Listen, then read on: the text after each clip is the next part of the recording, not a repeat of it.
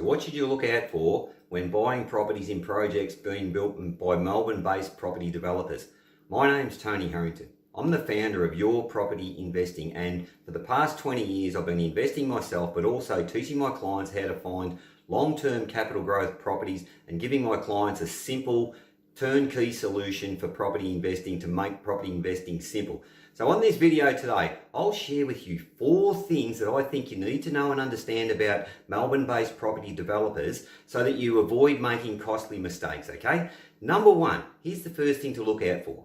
Low-cost advertising. Now, what do I mean by low-cost advertising? Well, that's when they advertise apartments from $325,000, house and land packages from $410,000, townhouses from $405,000. And what they do is, the idea is their marketing is designed to get people in the door, right? You won't find properties with those prices because what they'll do, they'll have extras, they'll have inclusions, they won't be fixed price contracts. And quite often when you're dealing with that lower echelon of what the developer's trying to get rid of, it's the parts of the project or parts of the property in the undesirable area. They've got no views, they're stuck in a little corner, they're sitting under power lines. There's a whole range of things you need to look out for, folks, so be really careful with that. Number 2, never sign contracts when you're sitting with a property developer or a sales agent, folks.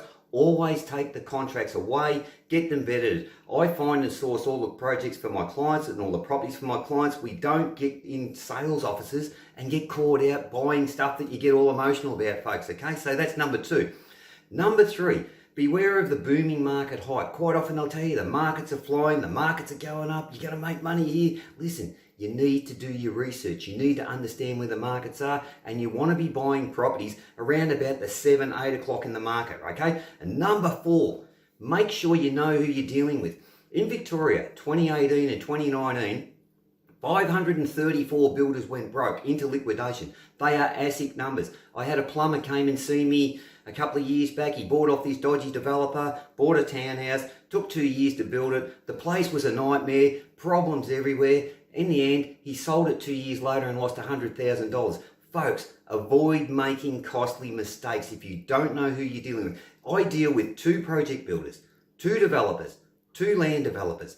Folks, I've got the niche knocked down. I know who these good people are. They're good companies, good reputable people. I know who I'm dealing with. So make sure you do research, research, research. Okay, folks?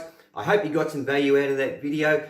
Be very, very careful when you're dealing with Melbourne-based property developers. Look, the key to property success is this. Research, research, research, and get the right team around you who can help you make the right decisions so you avoid making costly financial mistakes.